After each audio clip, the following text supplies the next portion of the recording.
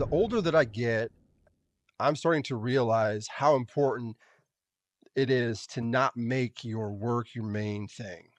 I think Oh it's yeah. necessary, but to going back to your question about asking people about their hobbies, like well, family stuff. Well, no, like if you're a father or you're a husband, like that's that. But what are you for you? But it's definitely necessary because we can get lost and lose ourselves pretty quickly, um, because there's so many distractions in this life, right? Whether it's work, I look at work as a distraction, to be honest with you. And it could be like an old school mentality. I don't know what it is, but they're like, no, you got to work so much and do this, and that's got to be your life. As I get older, it's something I think about more.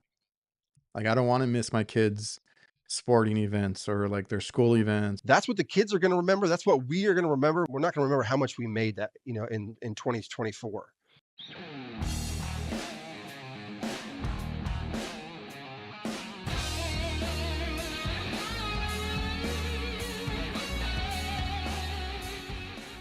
What's up, everybody? Welcome back to the Reliable HVACR podcast on YouTube. Make sure you like, subscribe, comment. If you guys are listening to this on audio on Spotify or Apple or any of those other platforms, make sure you leave a review. I appreciate all the 5-star reviews, and that really helps us out. Make sure you follow the show too. And we're just, having good conversations with good people. If you are interested in being on the show, I take on any guest. If you want to come on and tell your story, we can talk about your journey through where you got to where you're at now. And I think some people listening can relate to certain stories. So it helps. Just come on, tell your story.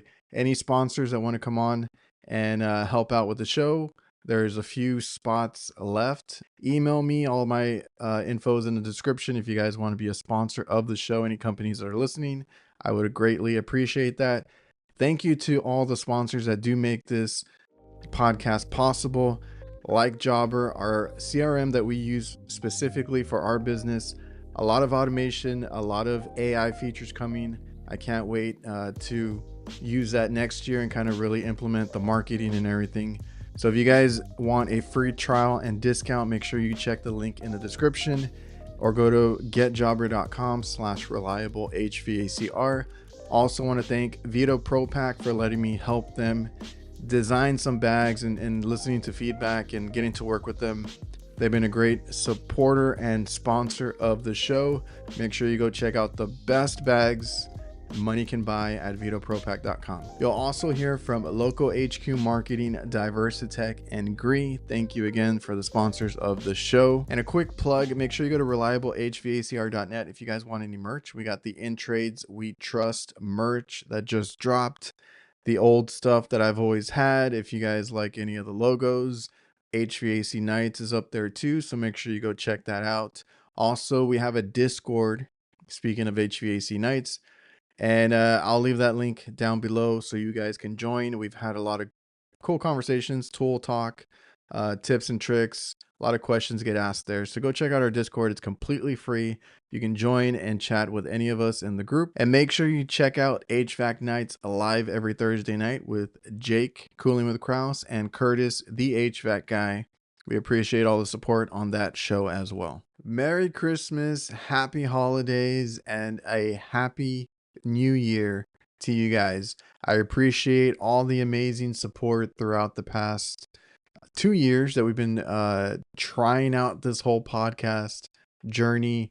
And we got a very good episode tonight. This is the season finale, the last episode of the year, however you want to look at it.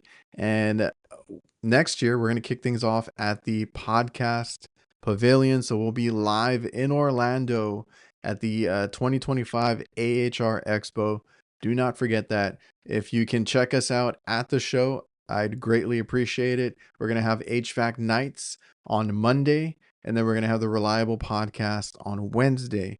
Now, on the Reliable Podcast, we're going to have a huge announcement, and I'm pretty excited and stoked to share with you guys what we're going to be up to in 2025. So go check that out, and if you can't catch it there, obviously not everybody goes to it, the episode will air on YouTube that week, and obviously, as per usual, the following week on all audio platforms like Spotify, Apple Podcasts, all that good stuff. So appreciate you guys. Stay tuned for that announcement. And now, as far as today's episode, this guy needs no introduction. If you are watching my content, you probably are watching his content. So without further ado, let's do some work.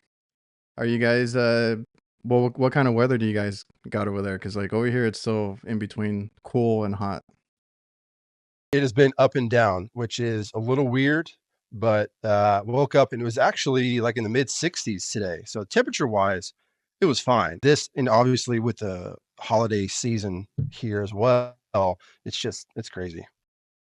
Is that what you do during this time? Like, do you have stuff lined up to kind of get you through the winter and all that? Yeah, kind of. In Tennessee, obviously summertime's the busiest. Dead of Yeah. winter, which is typically going to be around, end of January into February, and then maybe even early March. So the shoulder season, we're in it right now. So yeah, I usually try to push off any type of projects that are not absolutely necessary, and then also just the media side of things. I started up another company doing that, so I've been pretty busy with that as well. Yeah, I was gonna ask you about that in a bit. But I had recently seen your Mexico project. So what part of that what part of Mexico did you go to?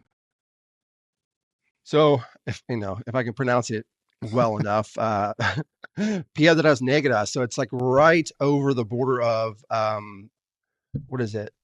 Uh, Something Pass, Eagle Pass, Texas. Oh, So it's a border. y'all went through Texas. Yeah, Oh, that's right, because you went with yeah, Ben, right? yep. So we picked up Ben in Austin, and so it's a border town. It's really just like literally across the border. And then the project itself, we stayed at the school, but the where we did the work was at their camp, and their camp was like an hour away, so it was a little bit farther in. So a buddy of mine here, local, his brother is the director of that facility. So we were just chopping it up one day earlier this year, having coffee, and he was talking about their camp, where it's a youth camp, and the summer months, the kids are there, they're sleeping there, doing their programs, and all of the buildings, none of them have any air conditioning. I couldn't believe when he told me that, because Yeah. obviously it gets super hot there. So I just said, kind of in passing, was like, hey, let's do something about it. I've got resources. Let's see if we can make it happen. And that's, long story short, that's basically how it worked. Yeah, I saw y'all were doing like some mini splits and getting some air conditioning, like you said, in a place that doesn't normally, see that kind of stuff. Cause I mean, Mexico, I mean, it's hot. I'm in Texas on the border as well. So like, we don't do it anymore, but we used to cross over. We used to walk over and hang out in certain areas of Mexico and stuff. And I mean, it used to be like fun going over there. I'm sure the culture, everything that you saw over there was pretty neat. And I saw you guys getting a lot of like, I saw that you got paid in tamales and different things, and you got some authentic Mexican food. Yes, and that was probably one of my favorite parts, because I love Mexican food. We eat as much as we can here locally. Try to find all the more authentic spots here. So going there was fantastic. I was just, lack of better words, eating it up. Just enjoying that. Not just that, but the culture, like you felt like you were part of the family there. And that was one thing I didn't really expect when I was there. Like they really made you feel like you were just part of the family. So anyway, it was just a cool experience from that perspective. Okay, like I know you like Mexican food, and I know Ben's big on tacos and stuff too.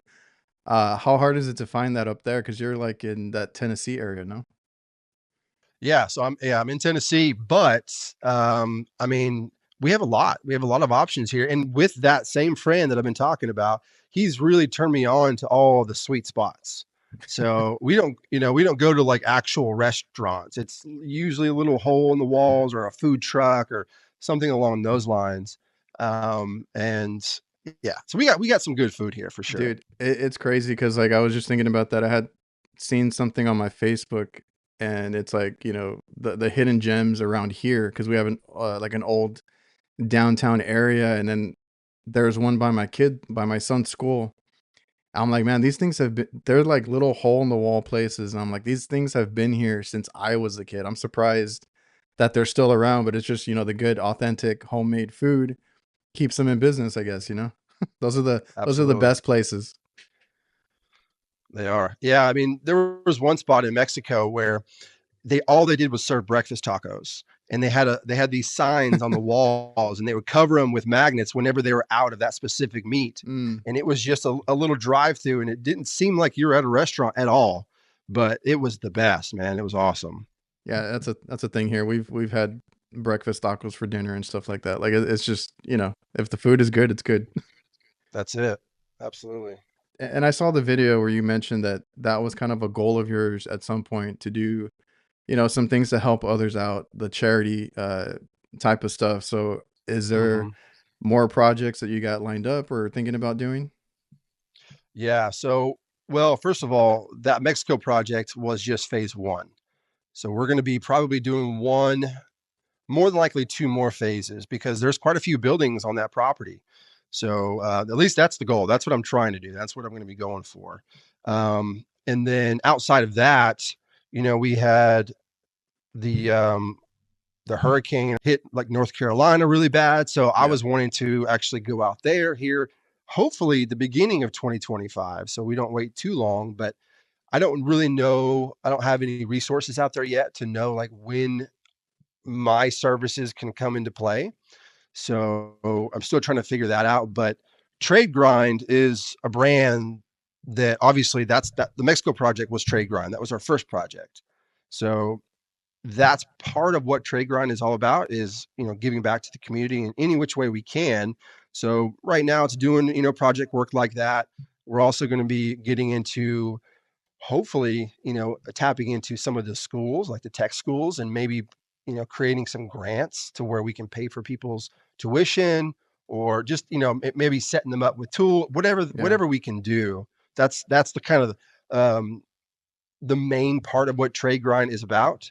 But yeah, it's really all about just tapping into the community and giving back any which way we possibly can. So, and we're just getting started. Did you make Ben work and earn his keep? Oh yeah, for sure. Ben, I mean, that's one thing you got to know about Ben. He cannot go somewhere without working. If he's at your house, I mean, he's going to be doing stuff. I mean, he came to my house for my 40th celebration that I had, and he's in the shop wiring up switches for the lights. I mean, that's just who he is. He's all about getting stuff done and helping people out. So, yeah, he definitely put his work in for sure. Yeah, man. He came down to the it was something for Insco, and he wanted me to go by. It was a like a counter day type of deal, and then he had to catch a flight like immediately after. And I was like, oh, I got to get back to work, this and that. He's like, if I had an extra hour or two, I would go up there in the attic with you because I had like a drop ceiling. I was like, oh, I got to redo duct and all this other stuff. And he's like, I would love to help you, but I got to catch my flight. So he's like, if not, I would have been up there with you. This podcast is presented by Local. Local works tirelessly to help HVAC contractors rank higher on Google. They use an attack methodology to make sure that contractors dominate their local service areas and increase their market share and generate higher revenue. Reach out to Local at localhq.com/reliable. Mention me or the Reliable HVACR podcast, and you'll get 2 months of SEO for free. I don't know who the OGs of YouTube are, but I know I was watching you, Tito, Chris Stevens, all of you guys during that whole COVID thing. Is what year did you start your channel? Yeah, I think it was the end of 2019, if I'm not mistaken. Like right before everything hit. I Yeah, think all of like you, six or not all of months. you, but like you and Tito started around that time. Yeah, I would say probably about 6 months or so before COVID actually hit.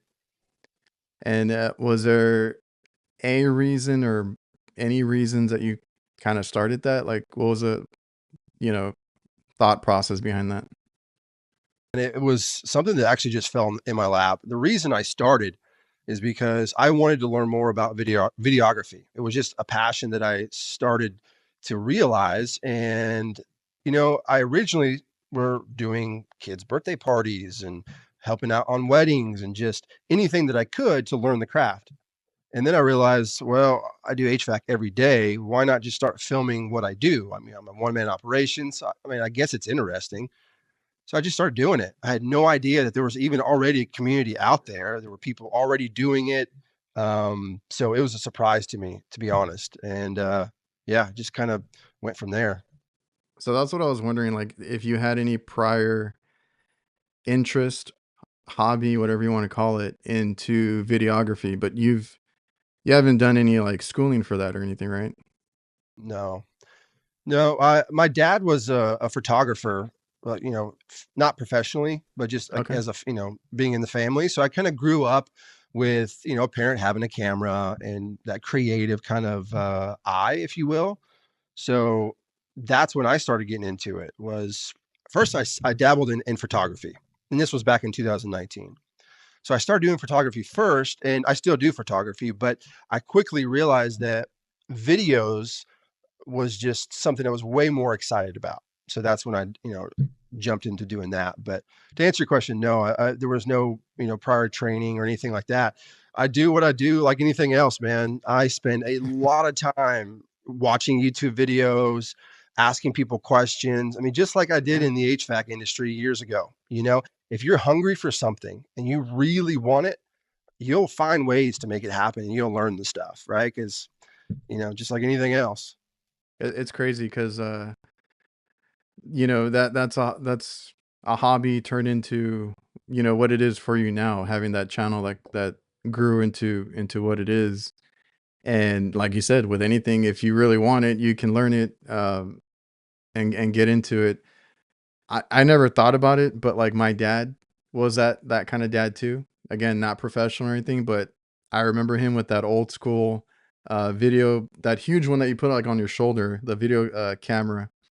And he like videotaped us all the time, and we got so like annoyed with him. We're like, what are you doing, dad? Like you're videotaping everything.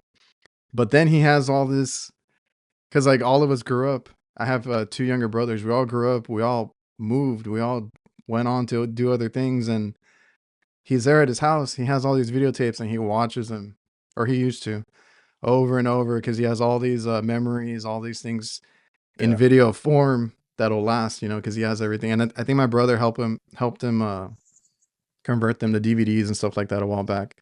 So he has all that, all my sports games, everything. He was a dad there with the video camera all the time. That's cool. That's cool. Yeah, so that's one thing that I do with my kids. I have 4 kids. All the oldest is 12.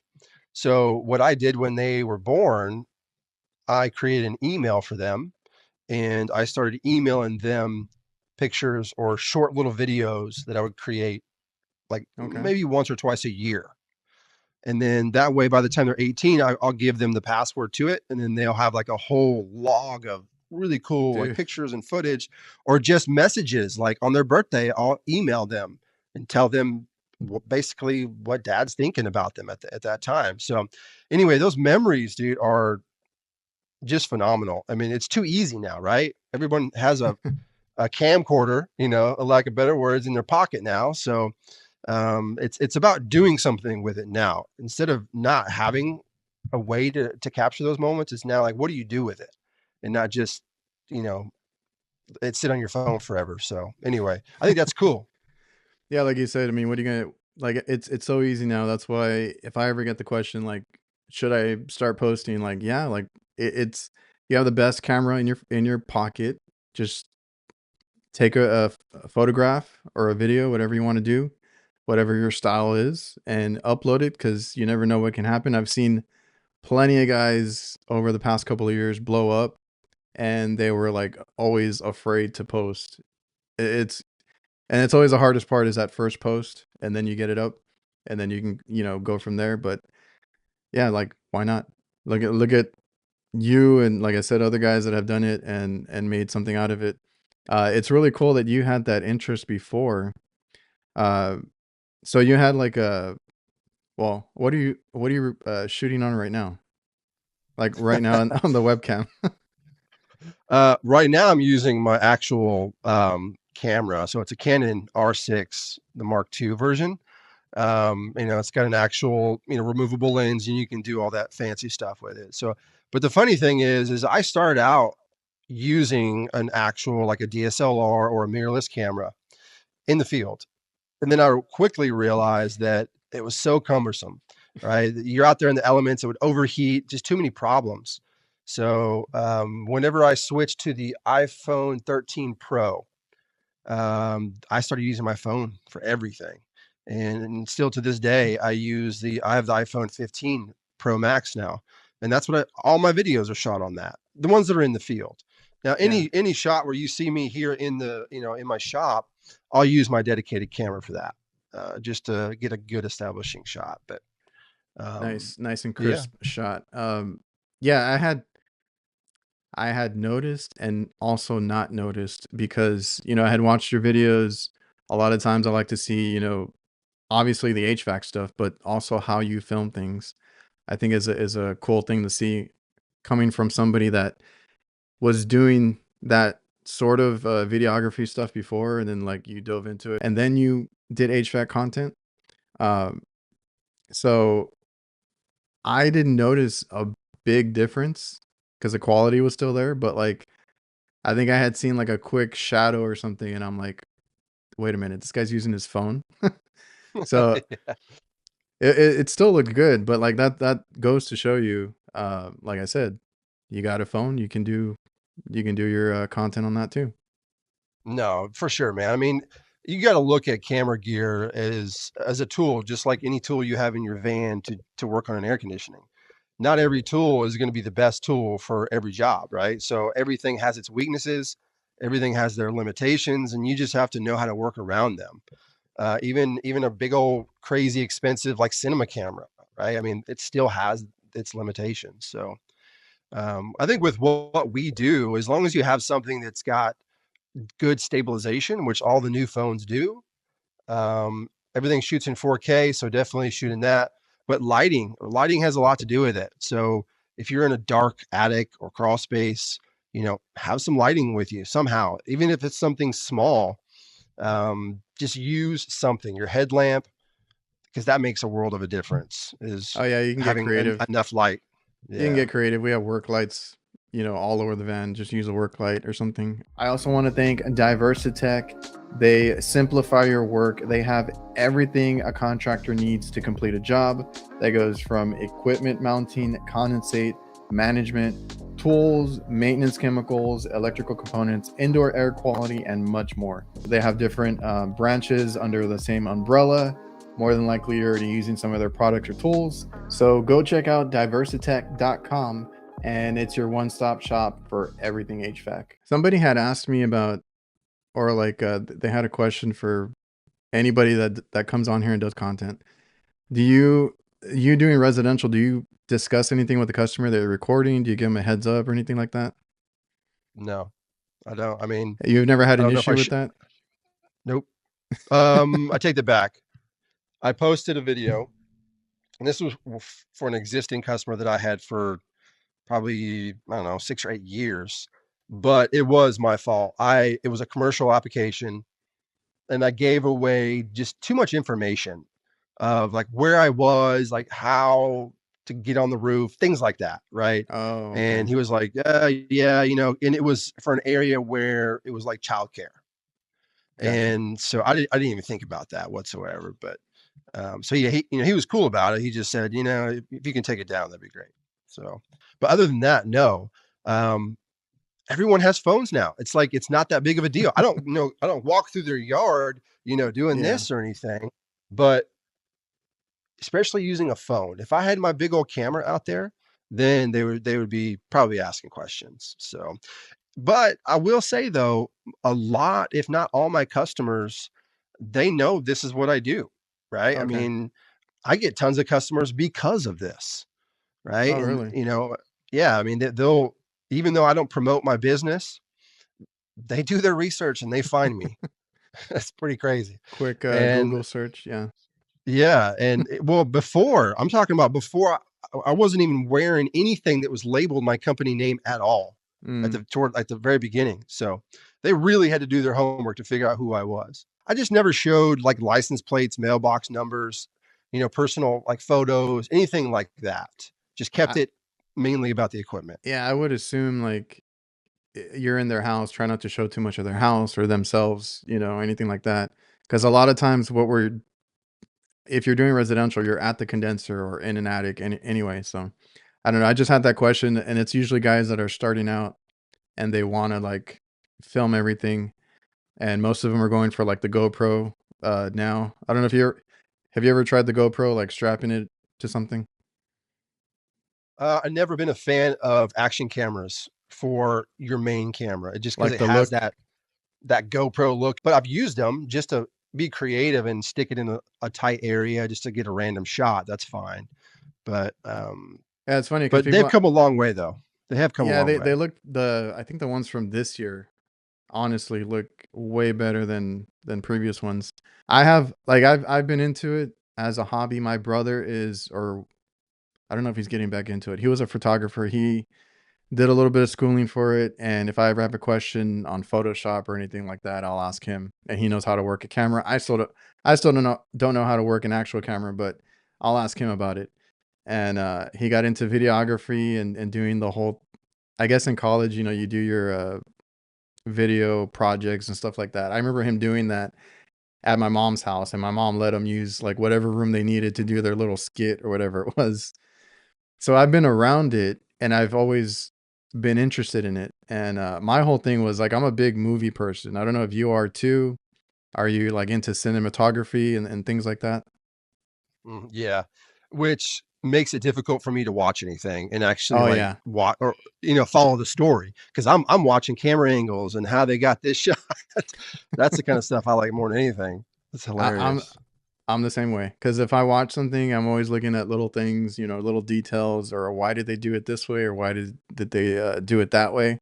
And I guess that translates into what I do now, as far as like, doing the YouTube channel and stuff like that.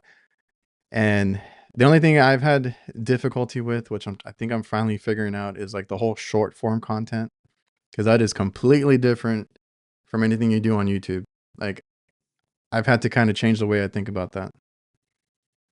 Yeah, I personally haven't really tapped into that world. I always use Instagram as a means to direct traffic to the YouTube channel. That was always kind of my intention at the beginning. Again, before knowing that there was a massive community just on Instagram. So I've always wanted to do more, but that's just how it is, right? You always want to do more, but you just don't have time for it. But yeah, the short form stuff, it's a little tough for me if I'm being honest, because I'm I'm not the type of guy that wants to promote that that scrolling effect Yeah. and super fast catching your attention type of concept. So that's why I struggle with trying to create that type of content because I'm not really, that's not my vibe. I don't really care for that kind of stuff. I actually just recently got a new client for my the media side where I'm filming and editing and creating the videos and photos for a local garage door company. So I'm going to help them kind of beef up their social media. And so I had to completely look at this from a different lens, right? Because we're not doing Yeah. long form, we're doing this short form stuff. And I'm starting out with this video and it's like 2 minutes long. And I'm like, something's telling me this is way too long, right? Oh And the yeah. more I think about it, I'm like, man, this thing needs to be like 30 seconds or less. It needs to be capturing their attention and then leaving them wanting more, right?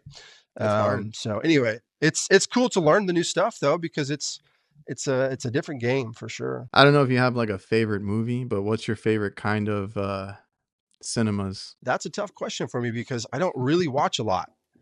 Not even I like feel like from I don't. back in the day or anything? Back in the day, maybe okay. So before being like this crazy busy father Before slash being an adult, entre- yeah. yeah. Um, I don't know, man. I think I've always gravitated towards movies or shows. It doesn't really matter, Yeah. but it has to do with like outdoors, like nature, Mm. adventure type stuff. Like, and that's still how I am now. Like if I do want to sit down and watch something, I want to pull up like a documentary on some guy climbing a mountain or just doing something crazy. Like that's the type of stuff that I can get into. Yeah, I mean, I'm on the tech side, the technology side, so I've always been into sci-fi films, that kind of stuff. That's always what I used to watch. But again, like you said, being an adult now, you got kids, you got a business, you got all this other stuff that we got to do, and I really don't watch TV. If anything, I watch more YouTube than anything else, and it's usually because I'm watching one of my buddies that does HVAC or podcasting, or I'm like looking up how to do something. I mean, I get caught up in some of these guys where, off grid type living where they're, building a cabin, things like that. I do enjoy that type of, Oh feature. yeah, I've always been into like how stuff is made. So like there used to be a show, I don't know what it was called, maybe it was called How It's Made, I don't know. But on Yeah, TV, there was one. Yeah. yeah, on TV they would take you through like the manufacturing process of all these different things. Like it could be candy, it could be, little tools or whatever it was, and that's what I found fascinating. Not a TV show or anything like that. That's what I was watching. And today's episode is also brought to you by GREE Comfort. I have heard nothing but high regards for GREE themselves. GREE offers not only just ductless mini splits that you might know them for, whether it's single zone or multi-zone, GREE has the GREE Flex and the Multi Pro for whole home and building cooling, so you guys can actually get systems for your house and stuff like that. They always have updated system documentation and live video trainings for contractors. They help you with your installations and make it as seamless as possible. You can follow them on Instagram and YouTube at GREE Comfort, and you'll get access to all their educational video content. I'll leave that linked below. I think YouTube is better than cable at this point, to me. Oh yeah, 100%. Oh yeah. And you are into all that outdoor stuff, right? Because you have a Jeep that you take out. I saw that you went out with your son, and you kind of recorded some of that. And do you guys go Yep. camping and stuff like that? Absolutely. Yeah. So camping is and trail riding, anything like that is like what I'm all about. I would spend every day if I possibly could. So I have a Jeep that's set up for more of like remote trail riding, camping, things like that. It's got like a rooftop tent on it, and it's got like a little kitchen in the back that I've kind of, created to be able to cook when you're out there on the trail. And then we also have like a normal camper that we pull with my truck that we take the whole family with. So we've got multiple ways to be able to get out in nature, but that like being in nature is absolutely mandatory for me to like survive, because like that's how I reset myself is by getting out in nature. But yeah, man, we this fall, man, my family and I, this is the first time we've ever done this. We did a 3-week trip out west to the Midwest with a camper, and we went through Montana, Wyoming, Utah, and then through Colorado, and then back to Tennessee. So we had a huge, massive trip. It was amazing. Um, and then I think just a couple of weeks ago, actually 3 weeks ago, I just got back from Utah. So I did a Jeep trip with a buddy of mine. We drove out there in our Jeeps, and we did more of like backcountry style, where we're doing like overlanding, like a lot of miles out in the middle of nowhere, and camping and all that stuff. So yeah, we love it, man. We got dirt bikes, kayaks, bikes. I mean, we're all about that kind of stuff. Oh yeah, I remember the dirt bikes. So you're outdoor, all that stuff that you do is how you also decompress and kind of get away from the business. Oh, absolutely. Yeah. Or I mean, I've even found local places where, man, if the day is getting pretty heavy mentally, I'll I'll go out to the lake and I'll sit out, and I'll do some, I guess you could call it meditation, but I'm basically just sitting there and I'm just being calm and I'm just letting things pass.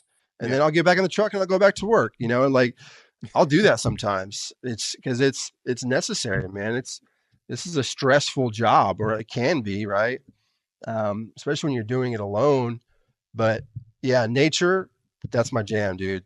That's That's awesome because every and when I ask people their hobbies, I mean, I should probably go, I should do a different way of asking that. Like, a hobby can be like anything you do to get your mind off of work, right? So like everybody's hobby is always like, or when I ask that question, it's always about family. And I understand that. But like, what do you do with your family, right? So like you're an outdoor person, you might get away during work. That's another way to do it. But you and your family did that whole trip, which is something that I'm interested. Well, my girlfriend wanted to get like a camper too and kind of do like a trip where we can go through states and stuff like that. It's amazing. I mean, it's hard work, especially with kids. Well, you got a full house But too. it's definitely, yeah, and it's definitely worth it though. I mean, that was just a one cool experience, man. And we're gonna try to do something like that at least once a year. It's kind of our goal. The older that I get, I'm starting to realize how important it is to not make your work your main thing. I think Oh it's yeah. necessary, but to going back to your question about asking people about their hobbies, like well, family stuff. Well, no, like if you're a father or you're a husband, like that's that. But what are you for you, right? Like what do you do for yourself? Um, and that's where the hobbies come in, right? If you sports or hiking, whatever. But it's definitely necessary because we can get lost and lose ourselves pretty quickly, um, because there's so many distractions in this life, right? Whether it's work, I look at work as a distraction, to be honest with you, because we Yeah. can overdo it. You know what I mean? Like I don't want to live to work, man. Like I want to work because I do enjoy it. I do. I find value in helping people and then serving, and that's like where the trade grind thing is going. That's where we're going with that because that's what I want to look at, not necessarily filling my days and working 10 hours, 12 hours. You know, sometimes there's a season for that and you got to get through it. But man, I'm learning, I'm trying hard to make that turn and start making a difference to where I can be around my family more often. I can spend more time on the trail. Stuff like that, man, where we're just not working ourselves to death. No, and that's like a little headbutt type of topic that I've had with people too, like where they're like, and it could be like an old school mentality. I don't know what it is, but they're like, no, you got to work so much and do this, and that's got to be your life. And I'm like, it doesn't have to be. I mean, I love my job. I love what I do. I mean, there's a lot of stress, like you said. Me and my dad run a business. You run your own thing. Like there's stress to it, right? And if you don't get away from it, it's just gonna eat you up. So my whole thing is at like, and same thing here. As I get older, it's something I think about more. Like I don't want to miss my kids' sporting events or like their school events or whatever it is. And I'm okay taking or rescheduling, shuffling things around to kind of accommodate for that. Now, well, thankfully they don't go to school in the summer, but like in the summer, that's a little harder to do, right? Like that's when I'm working every day and working late sometimes. So, it's just what are your priorities? What is important to you? My whole thing is like we have a small business. My success is putting food on the table, being comfortable there, like money wise, and being home with the kids. Like, we started doing movie nights and like little things like where do you want to go like this weekend, right? Go to their favorite spot, pizza spot, whatever it is on the weekend, make a day of it. Uh, our daughter likes to have like a mom and daughter day every now and then, like, all these little things. And my son likes to do, his own thing and we go out. So like those are the things that I care about. And like you said, uh, so do you, and it should be important to so many people. But I've had that conversation with some that are like, no, it's all about work, it's all about money. And I'm like, it doesn't have to be, you know? Yeah, I mean, honestly, that's an ego thing when you take it that far. So, I mean, speaking, as a man, our job obviously is to provide for our family. That doesn't mean only monetarily, right? Not just Yeah. money.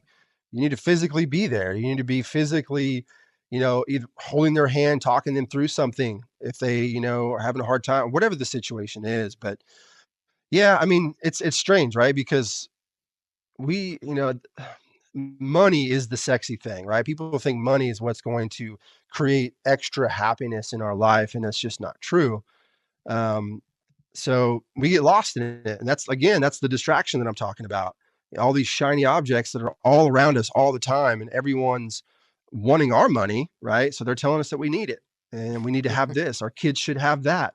And it's just not true, man. And um, so anyway, I could go down a whole rabbit hole of this, but it's uh it's definitely something on my mind for sure. I'm trying to clean my family up, my way of living up as far as that goes, to where we have more time to just be with one another. Yeah. You know what I mean? Because at the end of the day, that's what the kids are going to remember. That's what we are going to remember when we are, 80 years old or however old.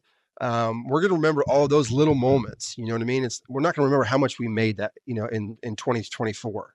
And I remember when I was a kid, how my dad was, and he was his whole thing was family as well. So like I'm thankful for that. So I always put myself like in my kid's shoes. I'm like, what was I doing at his age? And what do I remember?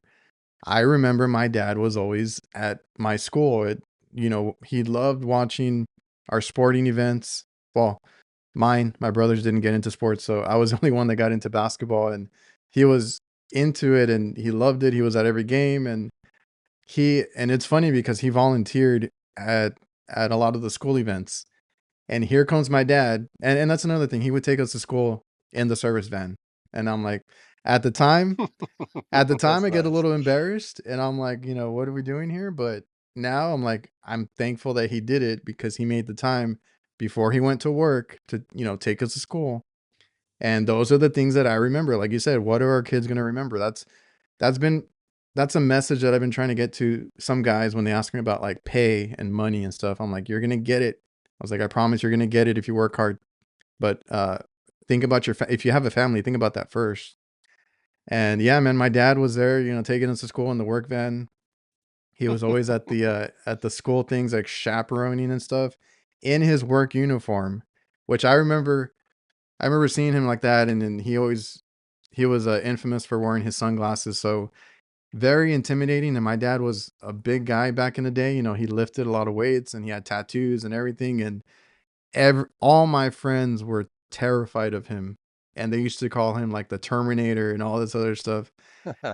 And and then when they got to know him, because he would get to know my friends, like, oh, he's like, they're like, he's the nicest dude ever. But again, just getting back to it, like that's what I remember. He was at all my events. My parents were always at the games and stuff. I want that for my kids. That's my whole thing. Like I want to be there because then they'll remember that. And if you're not there, they're gonna remember that. Absolutely. Yep. It's Yeah. important. Sorry if I went on a tangent there. No, you're good. It's funny you made that comment about your dad pulling up and dropping you off in the service van. Um, my wife, I took her out on our first date, and I picked her up in my service truck. Oh, really? Yeah, I mean that's all I had at the time. Did When she I even first started like out, bat an eye at it? Like, was she cool with it? no, yeah, no issues. It didn't even stand out to her. Like she just like, oh yeah, he's a working man. He You got to picks, do what you got to do. obviously, I mean, obviously, like I keep my stuff clean. It's not like a trash van or truck or anything. So it was clean. It was nice. But it's still funny that our first date was in a service truck. And y'all went out to like a nice dinner, or how was that date? We actually went and watched some live music. So Okay. that was the first couple things that we did when we first met, which was pretty cool. But yeah, not too long after that, I would say probably a few years, she ended up working with me. So we worked together for like 3 years. She was out in the field, or she rode with me in the truck, helping me do installs, service Did calls, all of it. Okay, did she have any prior trades, blue collar type of N- jobs, or she just not at all. so Not she at really all. loved you?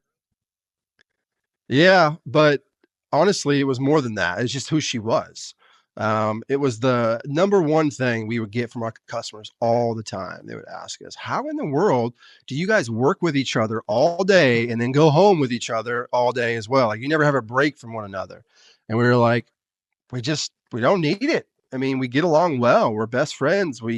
We have a good time. Obviously, we have our our struggles and whatnot, but we worked so well together. It was crazy, man. And for her not knowing anything and not having a ton of physical strength either, helping me put furnaces and air handlers in the attic and just it was cool, man. It was one of the best experiences for me because I got to hang out with my best friend all day and we got to work, which was pretty cool. And not only that, she's a serving type. So I'd be in the attic and she'd bring me up a cold towel and a ice water and things Yeah, like that. And I was always stuff that we don't think about to get ourselves either. Because I'll work in a yep, 100-degree weather and I'll never go get water. I'm really bad about it. yep. And she knows that about me too. So, but yeah, on some level, she misses being out there in the field doing that kind of stuff. So we had a good You time. said that was for like 3 years. Yep, she was in the truck with me for about 3 years until we had our first child, and Gotcha. then, of course, I mean, I'm pretty sure I can dig up some pictures, but she was out in the field working with me with a full belly, like, up Oh, maybe a few weeks up until she had our first child, so, um, she's a hell of a worker, man, that's for sure. yeah. That sounds like it. Yeah, I mean, obviously everyone's different, but looking back, I mean, because I'm not an easy person to work with at all whatsoever. I'm pretty, I'm a hard ass, right? Like, I'm very strict on how I like things, and if I told you once how to do something, you should know how to do it the second time. I shouldn't have to tell you, right? So that's the kind of guy that I am when you work with me. So the worst person to work with. Um, but I have to give her credit because she was the type of person that she didn't take things personally. So if I got kind of snippy, like I would with any other person, and I didn't treat her any different. She just understood that we're at work and this is how he works. So she respected that, right? And we wouldn't argue because I was, being too mean or anything like that. So it was cool. It was a good experience. Are you right now a one-man show? Because I know you had an apprentice for a while, but are you back to solo? Yeah. Yeah, I mean, it's been over a year. Um, Shoot, I think this spring it'll be 2 years Oh, since I've been back to solo. Yeah. and is that something you So prefer or? I do. I mean, dude, I've gone back and forth on this so many times. I know my wife's probably sick of me talking about it, but because I want to grow, I want to have employees, I want to do this, and then a week later, I'm like, no, I don't want to do that. I want to stay where I'm at. This is great. I have more control over the quality of work. I don't have to deal with X, Y, and Z. So I end up just staying where I'm at, and I just pour in more effort into like the media side of things. So anyway, that's where I'm at. I So, have you ever had problems with employees, or is it just like you prefer it that way? I wouldn't say problems. No, not at all, really. It's just dealing with people and their problems, their emotions, and their struggles, right? Y- their girlfriends or their wives or whatever the situation is, and they bring that to Oh, work, and then bringing it to work. a lot of it was just the quality of work. Like I would rather slow down and take more time and do something to the best that I possibly can. And a lot of folks don't want to do that. They want to rush through it and they're more worried about getting home and drinking beer or partying with their friends or whatever the situation is. And Yeah. I just don't need that. I don't Yeah, need it, well, man. we're like a team of 4 right now, and we've gone back and forth as well. So, when we started, we did hire more people, but we actually had issues with, the money and them taking things and side jobs, and a lot of things can come up. So we've had those issues, and we had to downsize. Of course, we lost money with more people, and right now with less people, we make way more. We've kind of tried to control it, but even still, right now, like one of our guys, he rushes a lot, and that's what gets me all the time. And I try not to get pissed off about it and stuff like that. But it gets to me because I'm like, dude, like you said, slow down. I don't want callbacks. I don't want this. But it's hard because when you have employees, you can't control everything that they do. You need them to go do their own calls. The guys that do have big companies, kudos to them. But quality control is so it's a real issue. Yeah, for sure. I mean, you just have to be bred for that type of business. Like you just have to really want that type of business model. And I just don't. Like I don't care. I make damn good money. I don't need to grow. What's the point in growing? Right? I mean, my I customers are getting taken care of. I don't have any Yeah. issues when it comes to that. Like so other than ego, what is the reason why I need to go and work more? One of the biggest reasons why I became self-employed to begin with was that I wanted flexibility. Yeah, I that's wanted true. to if I want to be off to go hang out with my kids or go on a 3-week vacation, I can do that. And I not cultivated my clients and my customers to where they understand that and they'll wait for me. And if they can't, I'll give them. I'll have a buddy of mine who owns his own company. He'll go run the call for me, and I still won't lose that customer. And that's just and it's working. It's working well. So why change It, it? it's it's it's crazy because like I get it. I get the people that build up big businesses or they want to. Like I get it. And like you said, it might be an ego thing. You can say that you have such a big company and it makes so much, whatever. But like you're a one man show. I know Curtis, HVAC guy, doesn't want to grow either. He's a one man show himself, and he's keeping himself busy, every week.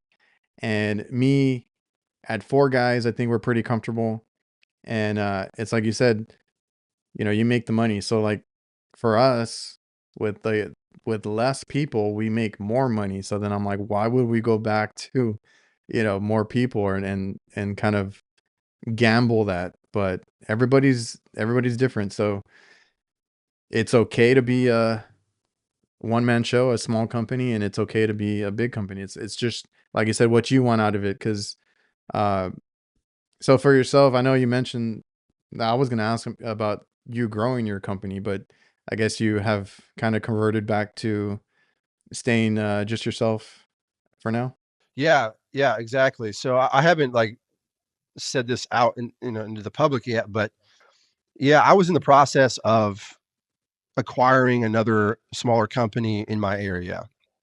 And we went through about a month probably of down that road. And then I realized that um, it's not what I want. I felt like it was being forced, not from anyone else. I was forcing myself. And so once I realized that, then I decided to back out of it and not go down that path. So um, yeah, and I just reverted back to where I was prior to that. Yeah, I have a buddy, Jake Cooling with Kraus, had their company. They bought another company and kind of took on the clients and all that. And that's how they built theirs up. So I've seen it done that way. And like you said, I mean, if you don't want to if you don't want to deal with that headache, I mean, you don't have to. You can make and I that's what I tell people. Like you can make as much as you want and either do a lot or do a little. You can be one man show. You can, like you said, get out early, whatever it is, and still make the money. I mean, it's there. It's possible in this trade. Absolutely, anything is possible. I mean, you can keep it as simple as just having a few customers, right? Only Yeah, having maybe a couple like commercial customers, and they keep you somewhat busy, and you work 20 hours a week, and that's all you do. Like that, you could do that, um, or you could go crazy and go the complete opposite end. and then for us, as long as you do good, honest work, because we've turned away work before, and our customers end up getting somebody else because of like time, right? We can't get out there. But we always get work. We always get those we keep those customers too because we do or we take pride in our work. So that's, just do good work, be honest, and be a good technician. You'll be good. Oh yeah, dude, it's pretty actually pretty easy because That's most people don't do any of what you just said. I know I've had that conversation with a couple people recently. Like it's and they've admitted, it's a little sad, but I'm like, if you just put a little bit of effort into it, you can be a great technician. You can stand out from everybody else if you just put a little bit of effort. And honestly, it's not that you need to know a lot or be super smart. It's just about applying the resources that you have, right? Because we all have tons of resources now. So just understanding where those are, but just care about the work that you do. That's really the number one thing. Even if you don't know how to fix the machine, but you know who to call that can help you.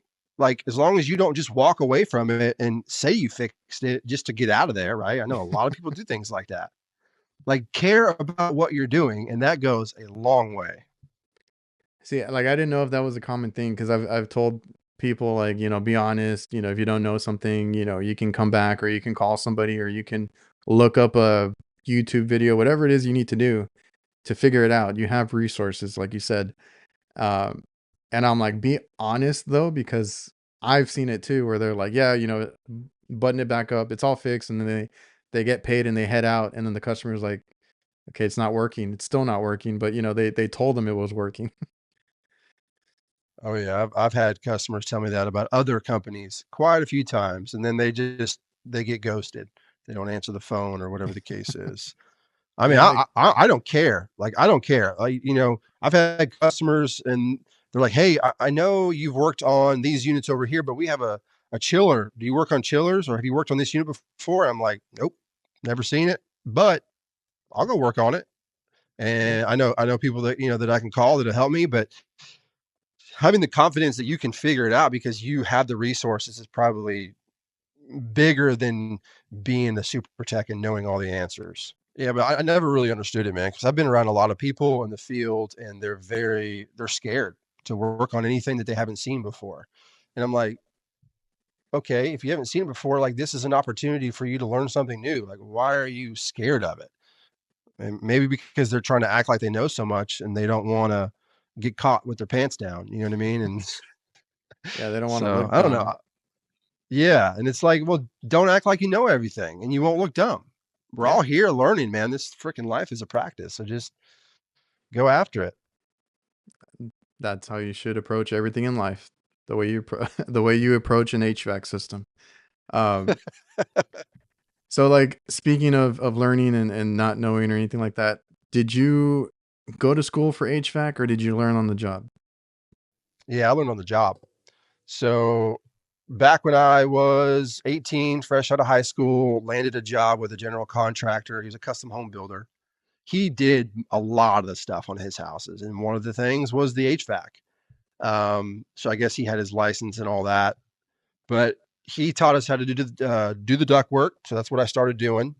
And then very quickly realized that I wanted to do that instead of doing everything he had us doing, which was like landscaping and all kind of stuff. So I ended up landing a job in Nashville for an actual AC company, and just green was a residential installer helper, and just went from there, man. I learned a lot about a lot of different aspects of the market. So I didn't stay in one area and learn and master that area. So it's more like a jack of all trades. I mean, I was in install residential, but then I quickly got into commercial, and then I quickly got out of install and got into residential service. Then I went into commercial service. Then I was in building automation. So I was like in my mind climbing that ladder of where I wanted to go. So I never really learned like a lot about those steps along the way, right? But I just feel like I've gotten so much experience just in all the different applications that I've done. Um, to that, yeah, 22 years now. So, but Yeah, it's a I don't that's know. I don't good. know. I don't know if that's a good thing or a bad thing, because there's a lot of folks out there that know way more than me in the residential realm of just knowing like parts and what this unit fails a lot at, things like that. I never really grasped those things 'cause I was always moving on to something else. So Yeah, and I mean, I guess I'm similar. Like, I admire a lot of the guys that that we see online that are really good at something or really good at a lot of things or are real technical with what they're talking about. And I'm like, I like to get in front of a system and kind of figure it out. That's my thing. I have a hard time explaining it sometimes because even my dad will be like, "What did you do?" Or can you talk me through it? Because he doesn't do HVAC. And I was like it's kind of hard to explain. I just I fixed it, but I'm not really good at explaining or being technical about it. but I did go to school, so I have that in my. It's in my head. It's just I like to get in front of it and because that's why I'm really bad at like tech support. Like when people call me, I have a hard time explaining a lot of things because I'm like, oh, I just need to see it.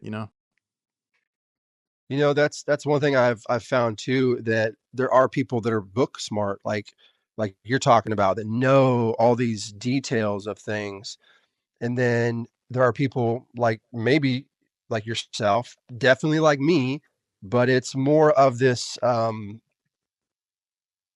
what do you want to call it? I had the word and I just lost it. Common sense. Like you just have this sense where when you get there, shit just starts like magically understanding when you see it. Like you don't understand why and how you saw it, but you did, right? And it's very strange. Like I've experienced that so many times where I'm like, how did I even catch that? I don't even know, but I Okay, yeah, did. I know exactly what you're talking about because that does happen to me, and my dad even says because like he's kind of our dispatcher, and he's like, well, this one sounds difficult, can you go check it out? And he's like, and then I'll do my invoice, write up what I did, and he's like, how the hell? He's like, the other guy wouldn't have figured that out. I was like, I don't know, I was just there, and it's like that what is that, Rain Man type of deal? Like you just see it and you're like, okay, I got it, and then you don't know how you got there. Yeah. It's like, what do they call it? HVAC 6 cents or something like that. Yeah. Yeah, it's a thing. It's a thing, man. Like I've been with people and they're like, "How did you?" I was like, "I don't know. It just It's like maybe that." the sounds, the little visual cues that you might just all at once you see it and you're like, oh, it's this. Yep, and maybe that's with experience, that the way my mind works and computes Yeah. things. I have no idea, but that's what works. All right, really quick before we get out of here, favorite veto bag if you can pick one. Oh my goodness, I know you got a few. man. Yeah, I definitely have a few, and normally I am the guy that can't stick with a bag longer than a few months. I get bored with it and I want to try something different. But the open style bag, I think it's like the OTC, Oh, I've been that wanting has to been try that one. that is my go-to still, and I don't plan on changing from it. It's perfect for me. It's not too big where it gets super heavy, where you overload it.